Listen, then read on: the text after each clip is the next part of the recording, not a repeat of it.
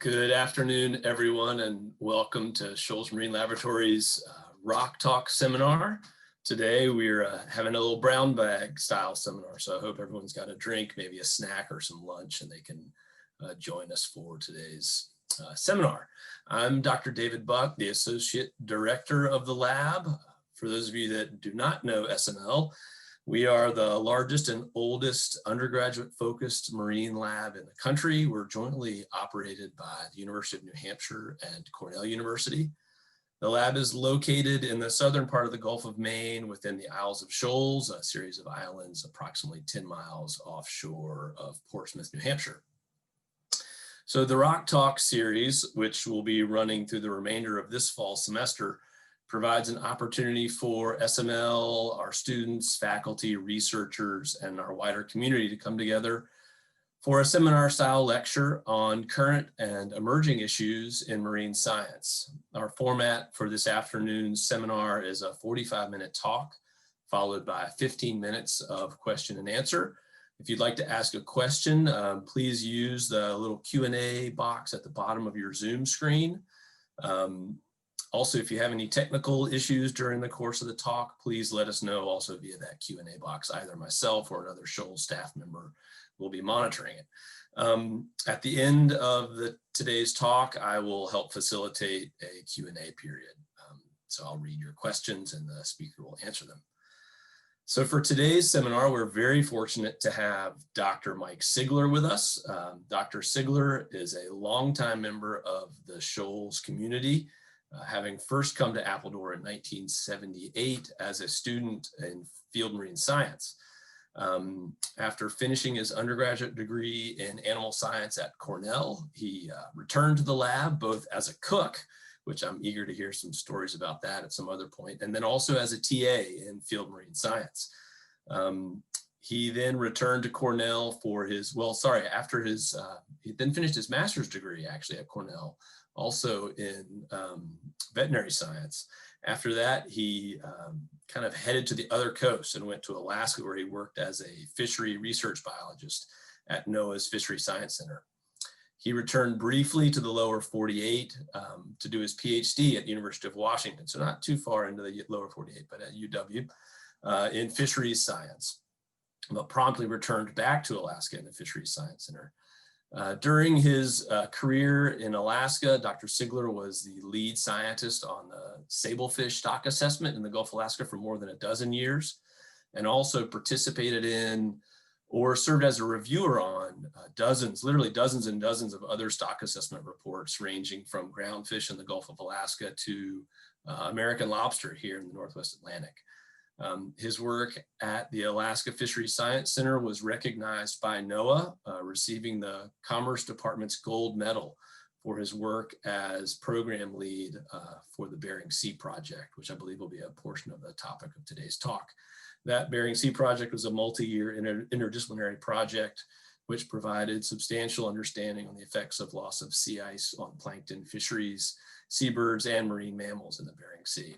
Recently, the lab was also fortunate to have Dr. Sigler return back to the East Coast and serve as a faculty member.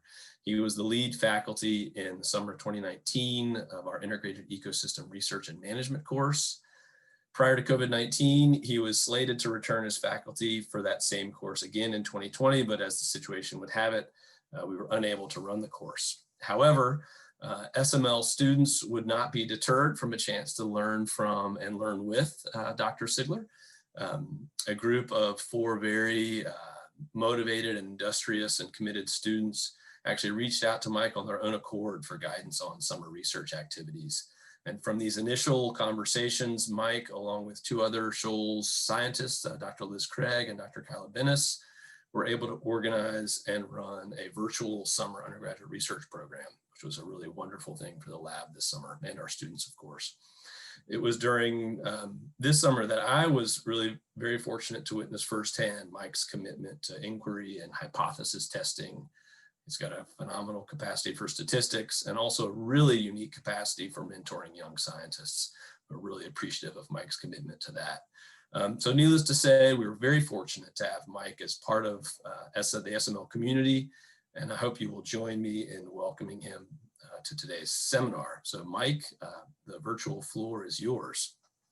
Thanks, Dave. Much appreciated. Current screen. There we go. How's that look? Looks great. Thank you. So, A Tale of Two Cities is a French Revolutionary era story of haves and have-nots. A Tale of Alaska Marine Ecosystems. Sorry, I got to get rid of one little thing here, I think. Well, is a story of ice haves and ice have-nots. Ice can be very extensive into the southeastern Bering Sea here, Gulf of Alaska, Chukchi Sea, and Arctic Ocean. And by late winter, retreat far north. The ice extent in an icy winter can cover much of the southeastern Bering Sea shelf down to this dark blue line, very wide shelf. And in a warmer winter, it will only reach as far as more or less 60 degrees north. And the one covers what differentiates the two major ecosystems in Alaska, the Arctic, which is usually ice covered in late winter. So here in the northern Bering Sea and to the north into the Chukchi Sea, from to the south, the subarctic, which can be sometimes ice covered, and this ecosystem extends south into the Gulf of Alaska and in the Aleutian Islands to the west. To get you oriented geographically and to give you the big picture of what I just said, so Alaska, Canada, Gulf of Alaska, southeastern Bering Sea are subarctic.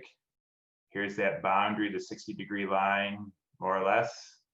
And to the north, the usually ice-covered northern Bering Sea, Chukchi Sea, Beaufort are usually ice-covered, and that's what makes them Arctic. So I'm going to take a little sidestep and tell you a bit about my perspective in order to frame the talk, in part to frame the talk. I was an agency scientist for over 30 years. These are some lessons I've learned. For the frame I'm going to use to frame my talk is these are lessons I've learned about conducting integrated ecosystem research and understanding climate change effects. They referred to my stock assessment experience, including at sea time and standard NOAA surveys here in the Gulf of Alaska. For example, collaborating with Fish and Wildlife Service seabird biologists in the southeastern Bering Sea, here in the Pribilof Islands, and here on a coral cruise to survey here in the northern Bering Sea, on an unusually warm day in the Bering Sea, nearly 60 degrees. My shipmate said I was sleeping on the job, but we were just transiting between stations. To go back to the main thread of my talk, so integrated ecosystem research to understand climate effects. From my perspective, it's a three-legged stool of monitoring, understanding, forecast. You monitor the system, for example, ice extent, zooplankton abundance, fish abundance. To understand the system, you watch how those zooplankton respond to interannual variation in the ice extent.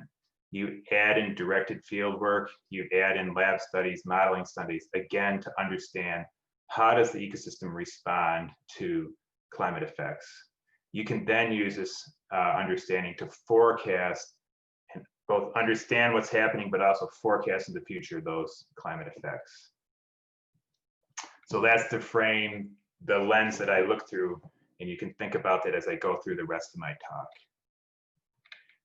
So going back, to the main thread, to the north, usually ice covered, the Arctic system, to the south, the subarctic system. What are other differences besides ice extent that differentiate these two ecosystems? A prominent one is that in the subarctic, harvests of fish, crab, are very large, 2.2 million tons on average per year. This is nearly half of all catches in the United States. In contrast to the north, it's orders of magnitude less, averaging less than 1,000 metric tons per year. It's primarily subsistence harvest, in other words, harvests that people bring as food back to their homes.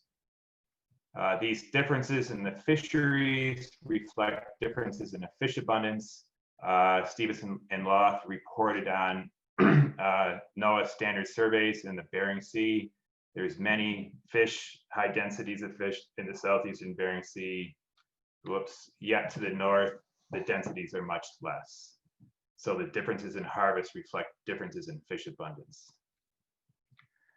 These differences also reflect differences in zoogeography. I published a couple papers on distributions by species from zooplankton to fish, birds, and mammals. The species composition in late summer, when most of the surveys are done, are quite different in the Arctic from the subarctic. For example, Arctic cod to the north and Pacific cod, walleye pollock, and arrowtooth flounder to the south. I'm gonna point out one thing. I'm gonna repeatedly refer to pollock. It's not the Polachius berens that you find in the Gulf of Maine, your pollock. It's walleye pollock, Gadus calcogrammus, which is the walleye pollock and sometimes referred to as Alaska pollock. I'll keep calling it just pollock. These differences in the ecosystems are also reflected in how and where the sun's energy is directed. In the subarctic system, the sun's energy is intercepted by phytoplankton, the blooms, and the zooplankton, and it's held there through the summer or consumed there through the summer. In contrast to the north, ice algae is prominent, growing on the underside of the ice. It falls to the bottom. That's a lot of the sun's energy, which falls over a few days to the seafloor where it's consumed, making that a dominant benthic system in the Arctic. I'm going to talk more about ice algae. Ice algae is an important contributor to food energy in these systems where there's ice cover. And as I mentioned, the ice algae grows on the underside of the ice once there's enough, days are long enough and the ice is thin enough. As the ice melts, it falls to the seafloor. Typically, it's simply lays there, no primary production stops, but it does provide food energy to organisms near the seafloor and with a few of us just reported on observations of continued production, primary production by ice algae that's found to the seafloor in the Chukchi Sea, because there's enough light there, because the Chukchi Sea is shallow, less than 45 meters. One of the students I worked with this summer, Yasemin Valley, she further analyzed this data set and found differences in the duration of that production season between coastal currents, longer, and offshore, shorter. To the south, in the southeastern Bering Sea, the timing of the ice retreat. Remember I said there's a big area where some years there's ice, some years there's not. Sometimes it extends south and it retreats early or late. If it retreats early, there's a delay in the bloom until there's enough solar heating to stratify the water column, and then the bloom kicks off. The consequence is small favoritism towards mostly small copepods.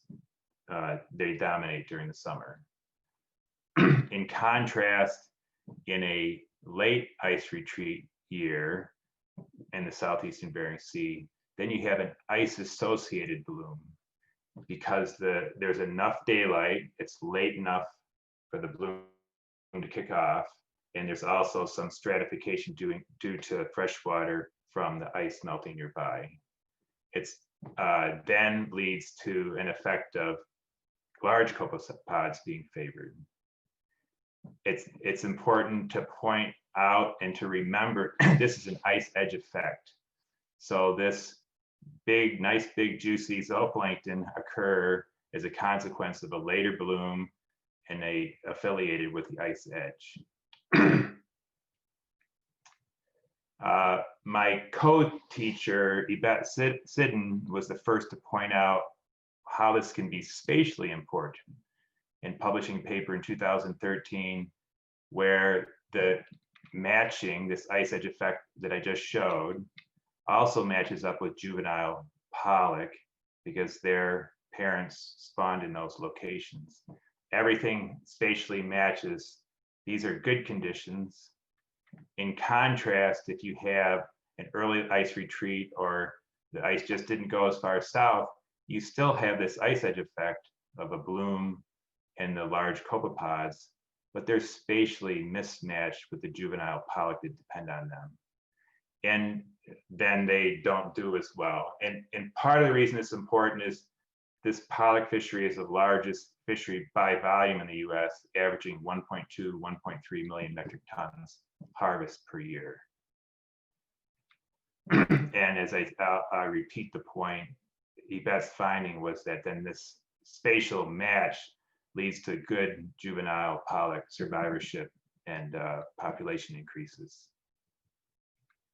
I'm going to go on to, so that's talking about ecosystems, marine ecosystems in Alaska, the 2 subarctic, Arctic. I'm going to go on to talk about climate change, the 4 horsemen of climate change in Alaska. Who and what are they? First is loss of sea ice, and icy winters occur when winds are from the north and Arctic in origin. What's happened recently? 4-decade history of ice extent in the Bering Sea, very clear drop in the last few years. Second horseman, marine heat waves. Let's focus on one map, the one in the corner. The North America, west coast of North America. Red means above average. So above average sea surface temperatures, October 2013, which grew until they were very widespread and intense by the following late summer, a marine heat wave. A second occurrence of a marine heat wave also occurred from 18 to 19. Nick Bond at the University of Washington, he has coined the term the blob for this. And it's actually, he says he's embarrassed by that. They should be called marine heat waves, but in fact, it's used widely in the media along the West Coast. And I even heard it mentioned in a rock talk earlier this year. What's happened recently, John Walsh, University of Alaska, recently published a history of temperatures and sea surface temperatures in the Gulf of Alaska. Red is above average, blue below. Again, you can see warmer conditions, those heat waves in the 2010s. So the first 2 things I've been talking about are temperature. They vary a lot from year to year. The next consequence of increased CO2 in the atmosphere, man's input, is ocean acidification. And atmospheric CO2 gets into the ocean and lowers the pH. Here's one index of those changes. You can see a very steady, this is atmospheric CO2 in Hawaii, and you can see a very steady increase in that concentration. The wiggly stuff is just seasonality. But the point is, in contrast to the large interannual variation in the temperature stuff, the first 2 horsemen, the third horseman is a steady increase.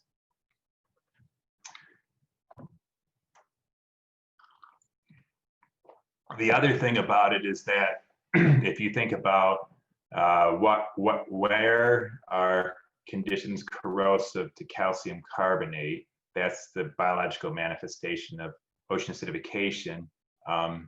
And the corrosive waters that would say dissolved chalk are very shallow in the North Pacific compared to the North Atlantic. About 100 meters or 150 meters and deeper, those waters are corrosive to chalk, or corrosive waters. You have to go to 2,000 meters in the North Atlantic to reach those levels. These differences are due to ocean circulation patterns and the age of the water. But in any case, the point here is that it's much shallower in the North Pacific. And the consequence is that calcium carbonate-based organisms are already exposed to corrosive conditions. Bob Stone, a coral biologist, reported on coral depth distributions in the Aleutians. There's tons of coral in the Aleutian Islands because of the high currents there. And this is their depth distribution. The red indicates the corrosive depths to those corals. So somehow they're still existing in these corrosive conditions. They have methods, biological membranes and so forth to help them do that. But the point I want to make is they are already exposed to corrosive conditions. So I actually only have 3 horsemen for climate change. That's probably a good thing. I just like that. Guess it's called a metaphor, whatever. The idea of 4 horsemen to talk about climate change. In the next part, I'm going to talk about changes, predictions, and mistakes. What has changed about the ecosystem? How we use our observation of ecosystem response to those changes to make predictions. And if you make predictions, you can make mistakes. I want to point out a couple. And I think there are lessons for learning about how to do this kind of science. So sea ice is a feeding platform for Pacific walrus. They feed on infauna like clams. They can use ice as a resting platform, just drop that right down into the water, not very far, and forage. In contrast, if there's loss of sea ice, this will directly affect Pacific walrus because they often will have further to swim to reach their feeding grounds, and thereby have lower foraging efficiency. This has been shown in a couple papers by Chad J. Marine heat waves affect fisheries. As Dave mentioned, I used to work on the stock assessment for sablefish. It's the best tasting fish in the ocean. And this is a 40-year history of the juvenile abundance. And you can see high juvenile abundance the last few years, coincident with these marine heat waves. In contrast, warm is bad for juvenile Pacific cod, quite low juvenile abundance estimates here. And a couple papers by Barbeau et al., Ben Laurel, Lauren Rogers, talk about things like direct evidence for reduced spawning habitat because of the thermal effect, and differences in the prey that's available, skinnier, fewer prey available for different life stages of cod, as causing these reduced juvenile survival. The marine heat wave effects extend to seabirds. John Pyatt et al. Recently published 2020 a paper about the first heat wave effects on common murres. They estimated that over 1 million birds died during that first heat wave, and there were widespread reproductive failures. They looked to the seabird, talk about their physiology. They actually eat over 50%. They need to eat over 50% of their own body mass in fish every day. If there's many fat forage fish, the adults survive well. They're quite long-lived, and they bear chicks that successfully fledge. In contrast, in those marine heat wave years, those couple of years there, their forage fish prey were fewer and skinnier, adult mortalities, and widespread reproductive failure. So those are a few changes that have been observed. Now, how can we observe, and there's other changes, how can we use those changes in our understanding of what's happening to make predictions about what the future will hold? I've talked about this ice edge effect of the bloom timing, so that in cold years you have ice-affiliated bloom, large zooplankton that then produce high juvenile survival. This is an understanding of how the system can work, how the system seems to work. We can use this understanding to make compute statistical relationships, for example, between survival and temperature. So this is clearly a temperature relationship, and it's a survival relationship. So this mechanism is distilled into this one regression, nonlinear regression here by Franz Mutter et al. With higher survival in cooler temperatures and reduced survival in warmer temperatures. Mutter et al. Then combine this regression relationship with climate forecasts for future temperatures, the population dynamics model, and they made forecasts for future abundances of pollock in the Bering Sea. This little bump here is at the time the current population changes. The forecast that then starts through here, the complete forecast starts from here, and you can see a slow but steady decline in biomass of adult pollock. That's the forecast. Another fish prediction, it's known from work done by Tom Wildebeer and a couple others that if you have the right direction of winds, they'll blow juvenile northern rock sole into their preferred feeding habitat, nursery habitats, and survivorship will increase, and vice versa if the wrong wind. And the forecast, again, Wildebeer et al. Gathered some climate scientists, modelers to look at future forecasts for wind. It turns out there's a mild increase in the right kind of wind. So wind-driven advection would be expected to increase. However, like many flatfish species, it's density dependence in the population dynamics. And this mitigates the effect, it compensates for the effect of the increased juvenile survival. And so the forecast instead is for a flat abundance from 2010 to mid-century, flat like so. The median and then a prediction envelope. I'll go on to a marine mammal prediction. This is the ribbon seal, is a beautiful black and white striped ice-dependent seal, one of 4 species in Alaska. They depend upon the ice for pupping, breeding, and molting in these regions, for pupping, nursing, and molting in these late spring months.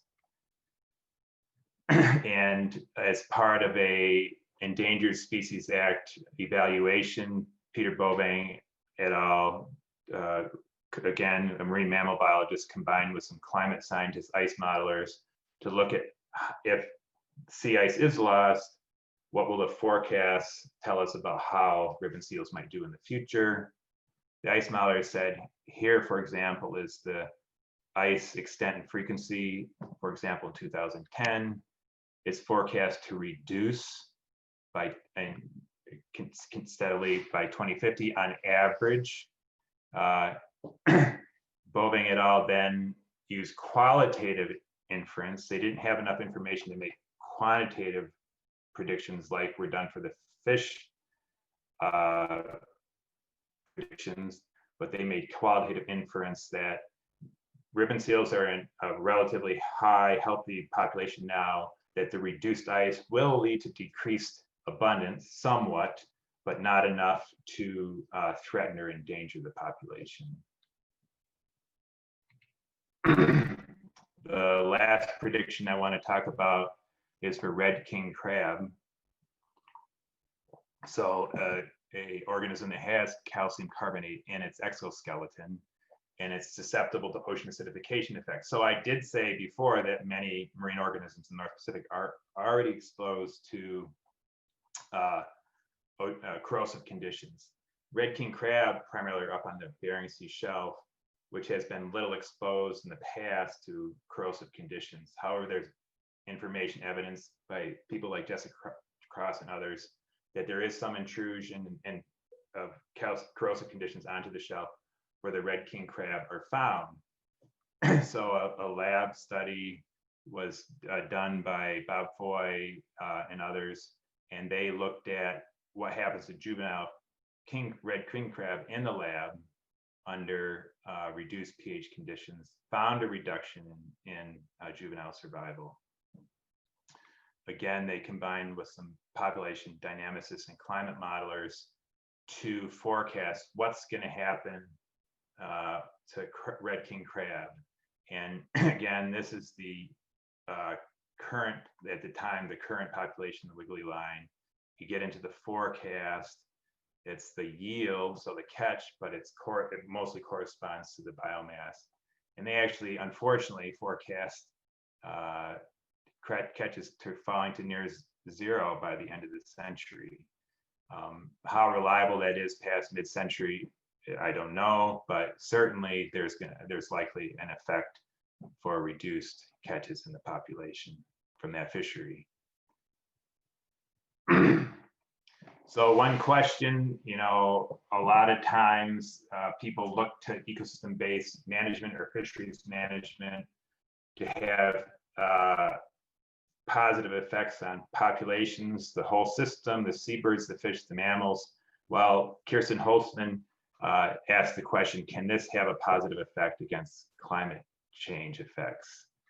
By way of background, focusing again on the Eastern Bering Sea, the estimated total fish population in this region for 2020 is 19 million metric tons. At a 1 kilo average, that's 19 billion fish. And that's a lot of fish for seabirds, marine mammals, and people. And typically, a stock assessment is a single species stock assessment that you then estimate the biomass and the recommended catch quota for one species at a time. If you do that for the Bering Sea, you get an allowable biological catch, the catch that can be extracted from the population of 3.3 million metric tons, about 15% of the fish removed per year.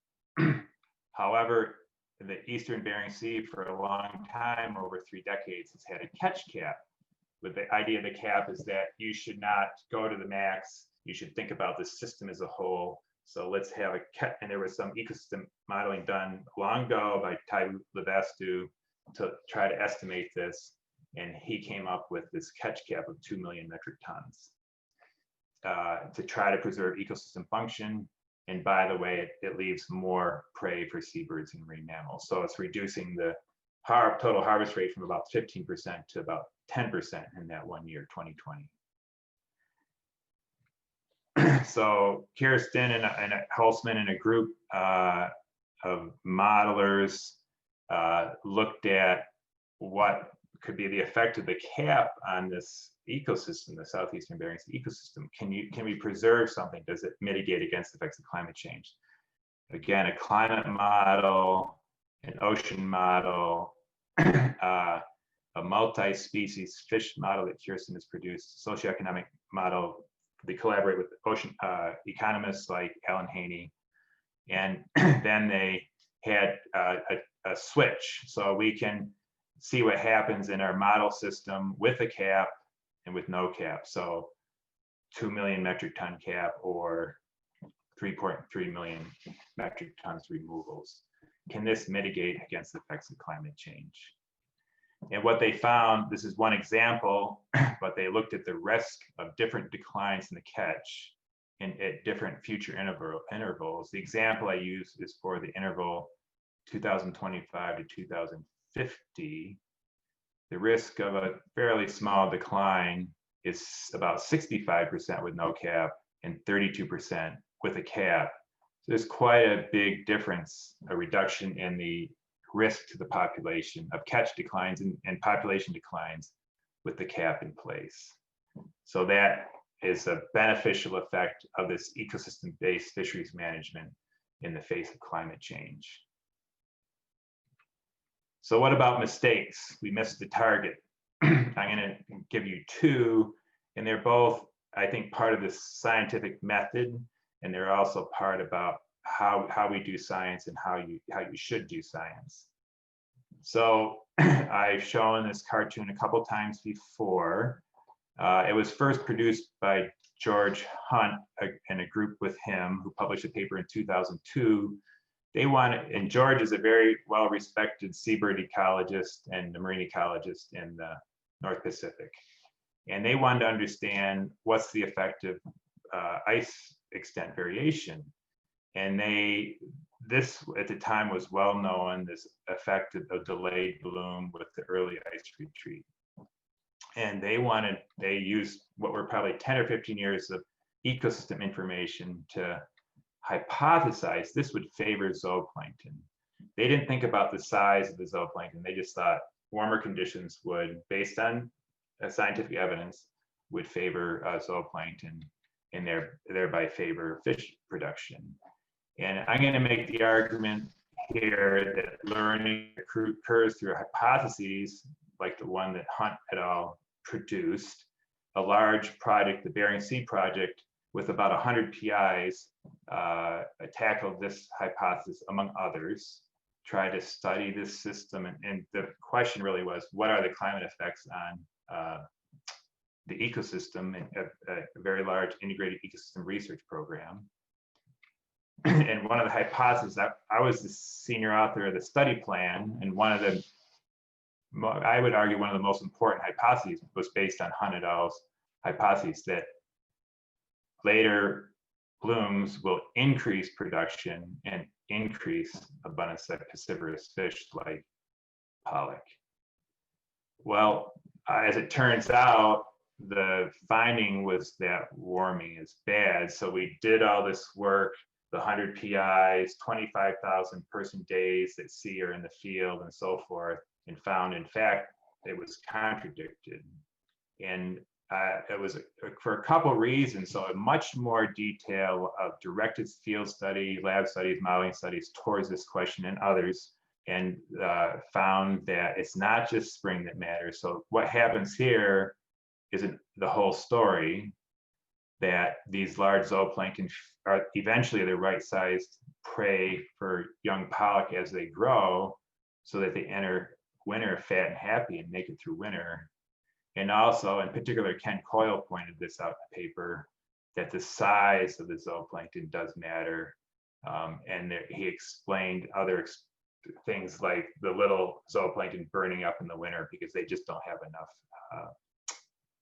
body mass to hold the reserves they need. So in any case, it's the finding based on the science, the new science, was that warming is bad, cold is good. So there's a lesson there in that you do, and George readily admits, you have to make hypotheses. He says, I have been wrong, in this case was, but it led to this great amount of learning and a really good, I think, understanding. It's the operating hypotheses for how the Bering Sea works now. So the learning that has occurred through hypotheses to decrease, not increase, and again, decreased abundances instead of increased. So learning occurs through hypotheses, message one.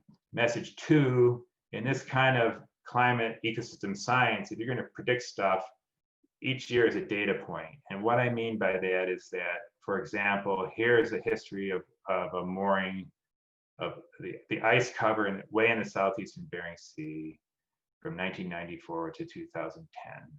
And this is percent ice cover on the y-axis. So a cold year with quite a bit of ice, a warm year with zero, cold, warm, cold, warm, warm, warm, warm, warm, cold, cold, cold, cold. You need this contrast in conditions, environmental conditions and climate conditions to understand how the ecosystem will respond. And you basically only get one response per year. You have an icy year like this, you see how the zooplankton respond. You get a warm year like that, you see how the zooplankton respond. So it takes time to develop this understanding. So, and now we're at around 30 years of climate ecosystem data points, and I think we have folks have a good understanding of the response to the system for the southeastern Bering Sea. The other mistake is that the prediction a few of us made that the northern Bering Sea will remain cold. And I showed this plot at the very beginning of my talk of usually ice covered to the north and sometimes ice covered to the south, Arctic, subarctic. So we had the observation that it's usually ice covered to the north. We think that will remain, therefore that northern Bering Sea will remain cold. There's also the logic, of course, that it's cold and dark in the winter in Alaska, especially north of 60 degrees north. So it makes sense that it would remain cold. Climate modelers also supported this contention. And these are models. So the red is actually the observations. The gray squiggles are different runs of the model, and the blue is their mean. So basically all the information says slow but steady decline in predicted ice cover, but it really doesn't, with a couple of the exception of a couple realization model runs, doesn't really hit 0. So again, the notion was, and that's why we predicted this, at least till mid-century, the northern Bering Sea will remain cold and icy. Unfortunately, we were wrong, and warming may be occurring faster than expected. This is a 40-year history of ice covered in the Bering Sea from November to June. So for example, one of these gray lines is 1 year of the ice extent growing, stable, and then decreasing. So here's the envelope of the last 40 years. 2 of the years recently were outside that envelope, 2017 to 18 in red, 18 to 19 in green. And so this implies that it's far enough away that warming could be occurring faster than expected. The black line is the median, and the blue is the most recent year. So some return to the mean in 19 to 20. You know, even though the prediction of the physical forecast forcing was wrong, the ice extent, the ecological ecosystem response did occur as we expected. And for example, the delayed bloom led to smaller zooplankton. This is reported by Janet Duffy Anderson et al. In 2019. Fewer skinnier forage fish and effects on seabirds. It's an open question whether fish will move northward.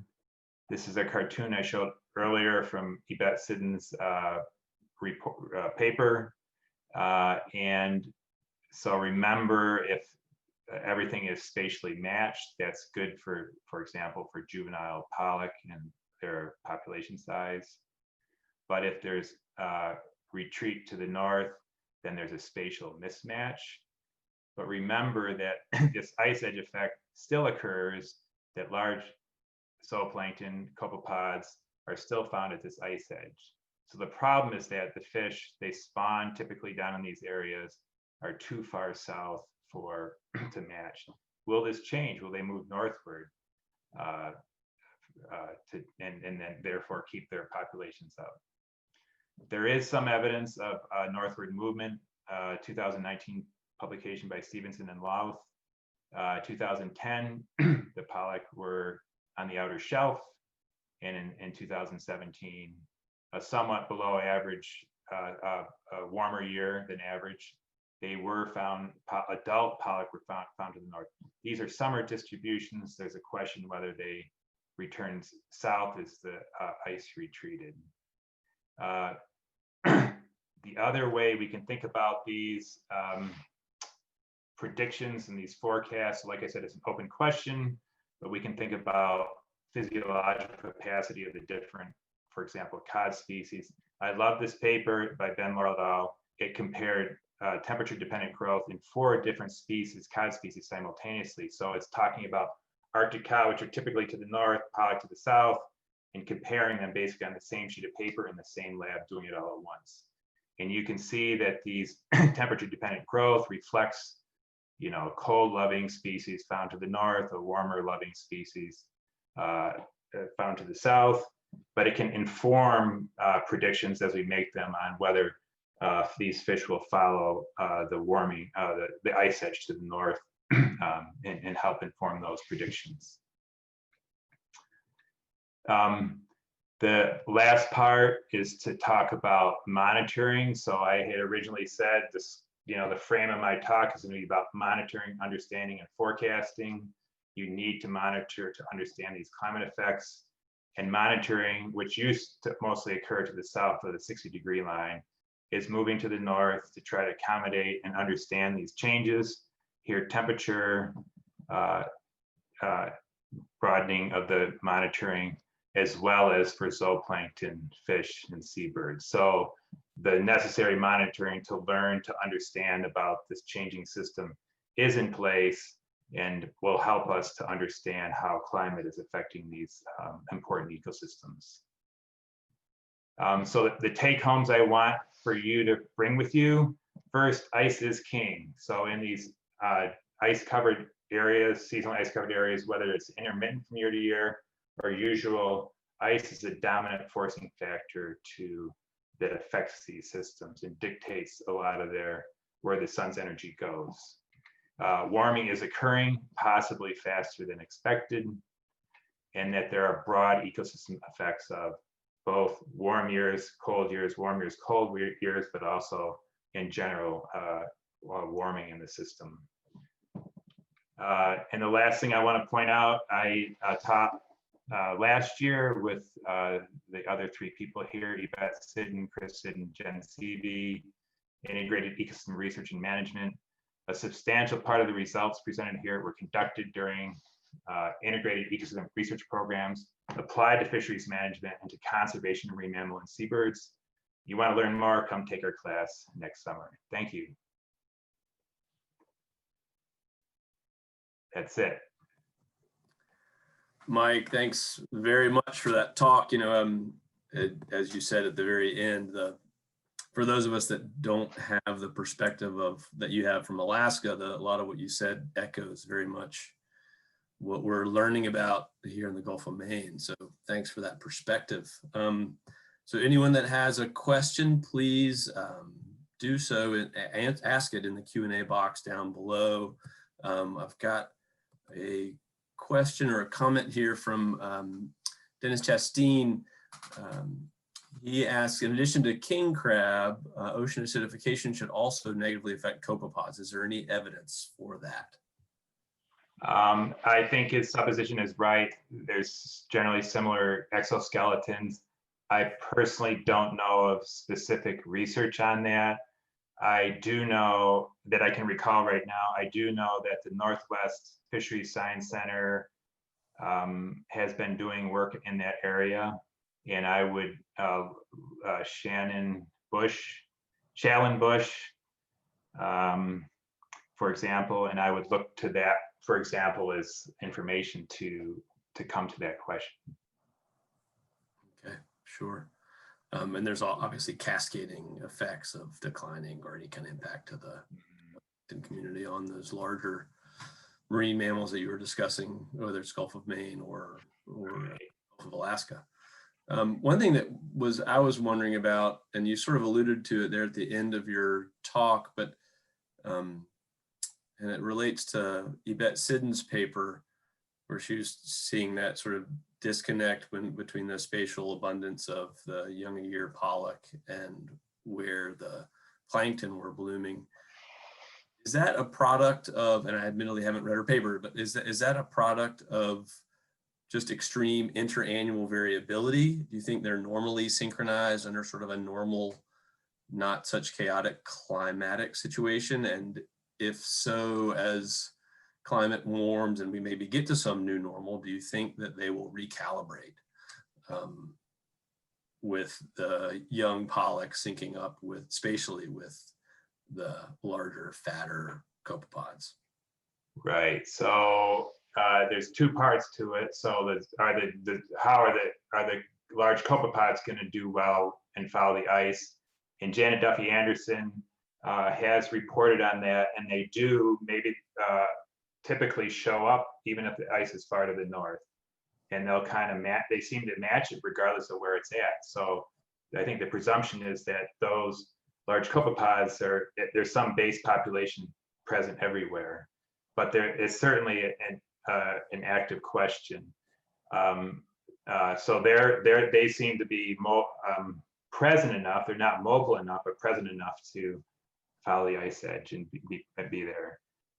The question about the juvenile pollock, so there's historically been a couple major spawning populations. They're most to the south, with one more to the north up near the Pribilof Islands, not quite as far north.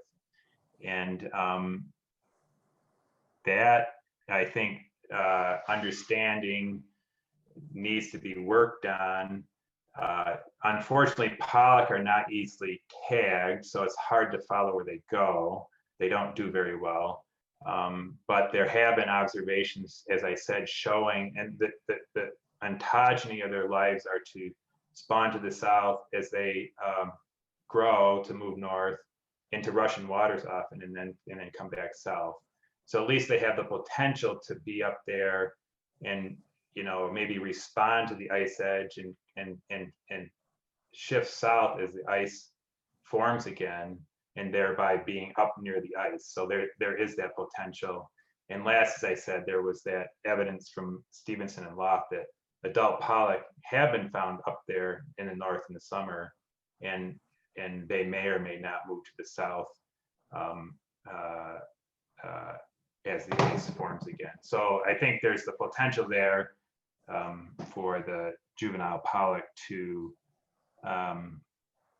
be present, be northward as the ice more frequently is to the north.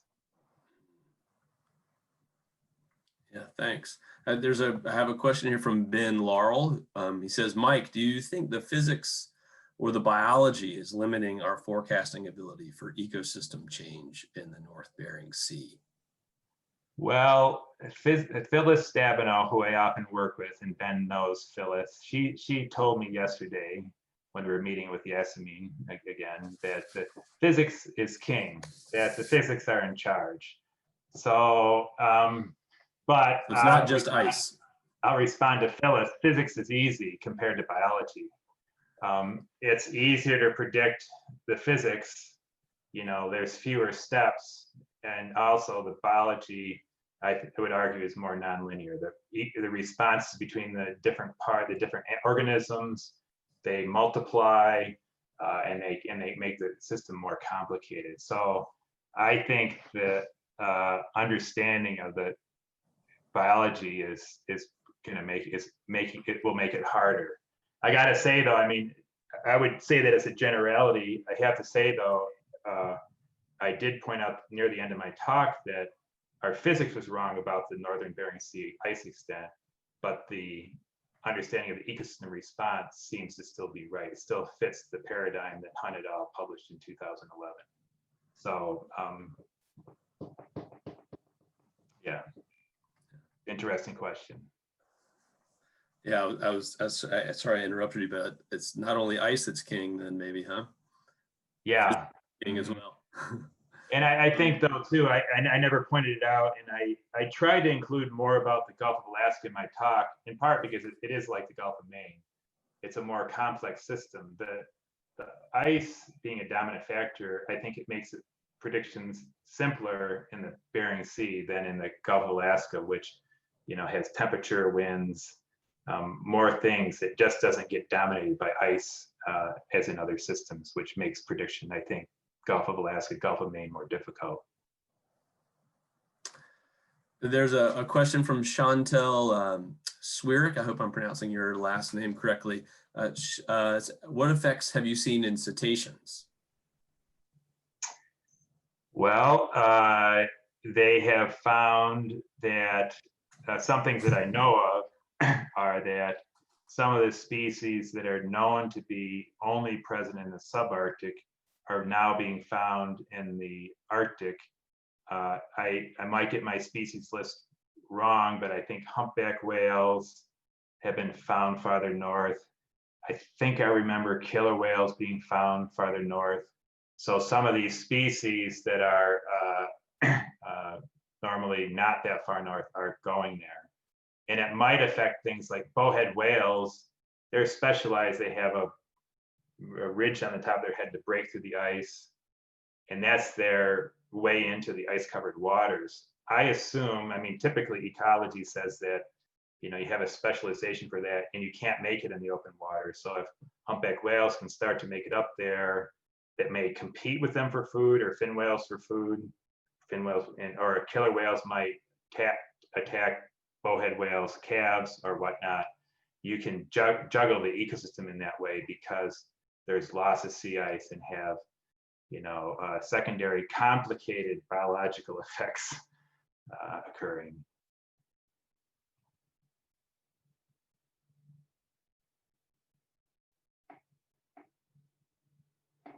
Sorry, I muted myself. I actually had a second question for you when you mentioned the similarity between the Gulf of Maine and Gulf of Alaska.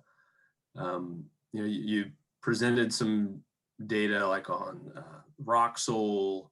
Seems like they may do okay in some of these changing forecasts. There's some uncertainty around pollock. Sounds like the crab population and the catch is facing some significant changes. And So I'm curious, in the Gulf of Maine, there's been a lot of conversation about how are fishermen going to respond. I'm curious if you could share with us any sort of stories that the Gulf of Maine community could learn from in terms of how fishermen have adapted to any of these forecasts that have been presented to them. So from a Alaska perspective, how fishermen adapt to the information we give. Yeah. I think fishermen in Alaska are interested in climate information and climate effects. They recognize it directly affects their pocketbook. When we report to the North Pacific Fishery Management Council, we give them, people like Yvette Sidden, give them ecosystem reports because of the fishermen's interest in that, both for the immediate effect. They know that if there's lots of euphausias or krill around, that it's a good sign for the young pollock and for the next few years. They are also, I would say they're less interested in the long-term forecasts, outside a 10-year horizon, their business horizon, but they still pay attention to that and think about it and ask about it. So I think the climate information can be, for Gulf of Maine fishermen, can be a source of both, if you have that ability, should I move north this year or not? Should I put my gear farther north or not? And also, if I can trade shares, when I did the sablefish assessment, I would often get questions about should I trade my individual quota shares because of movements of sablefish from region to region. So I think this kind of information can give you, for Gulf of Maine fishermen, answer questions. Should I start buying some southern stock fish if I have that ability to get into that fishery? So I think it can be used both in immediate, like tactical, and a business sense, 5 to 10-year horizon of business decisions. And are there new fish species moving in from more southerly, warmer waters into the area that present new opportunities for fishermen? In Alaska, it's actually interesting. I used to go to sea a lot, and often in Southeast Alaska in August, September, and we would often see southern species come into those areas from Canada and even some from the West Coast. And I think it's more of a gradual thing. I can't think of, so it does occur, I know it occurs. I can't think of specific things where I've heard of people, oh, there's some new fish here I want to tackle, I want to go after. I would mention a kind of a different set though on the very far north. I read one paper recently by Ed Farley, another Alaska Fisheries Science Center. He's a salmon biologist. Pink salmon, and pink salmon are already up into the Arctic. They spawn low in rivers, and they are already to the north in the Arctic, but in low numbers.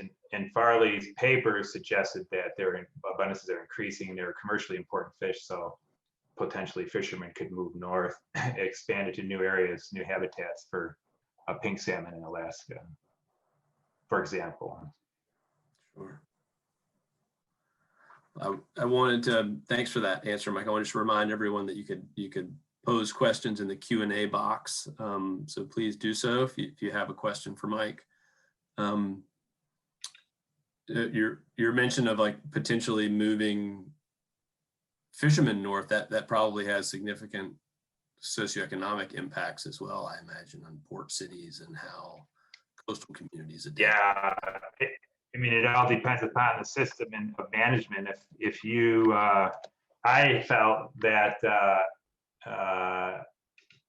you want to have flexible management to help fishermen adapt to climate change. So that while quota shares, basically where fishermen have a ownership right, is a good thing because then they have some stake in the fishery and managing it for the future, it also makes them less flexible. So trying in future management to try to accommodate that and make it easier for tradability, make it easier for fishermen to participate in multiple fisheries will help fishermen adapt to climate change and keep bringing food to our tables as things change.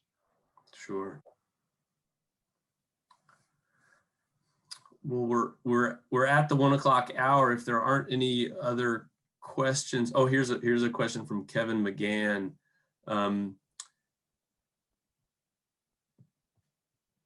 He asked, did your research identify any change in zooplankton species diversity along with the variations in abundance? So I think he's asking, there were changes in the abundance and potentially the size class of zooplankton. Were there any changes in species diversity as well? Diversity, I don't know, but for sure it was the tax that were different, and the large zooplankton are like Calanus marshalli. The small copepods are like Acarcia, and other species like that. So there were taxonomic differences in the species that were abundant. So the smaller species were abundant in the warm years, and the big taxa, the big species, were abundant in the cold years. And it's a critical change. You have to eventually have the right size zooplankton species to do well and make it fuel up to make it through the winter. Mm-hmm. And do those smaller zooplankton favor other fish taxa at that sea ice edge? I don't know. I don't know of any reporting on that either. That's not to say there isn't any. And in fact, those small zooplankton initially are favorable, and that's why when people were focused on spring, they thought that was a good thing.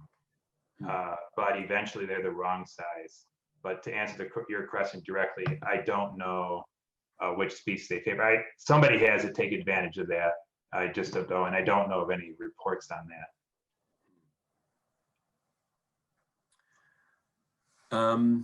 Kevin just says a quick thank you to you for your answer. Yeah. Thanks for the question, Kevin. Ben wanted to tell you that you gave the right answer. Very good. So with that, I think we'll bring today's seminar to a close. We're just past the 1 o'clock hour. Thank you very much, Mike, for giving us your time today. We really appreciate all that you do for the lab. So thank you very much. For those of you that are available, in 2 weeks' time, Brian Chang will be giving a brown bag style rock talk seminar. He comes from University of Massachusetts at Amherst, so please come and listen to his talk. And with that, I would just like to say thank you very much to everyone for your attendance, and we look forward to seeing you again in 2 weeks' time. Take care, everyone. Have a good afternoon. Thanks, Dave. Thank you, Mike.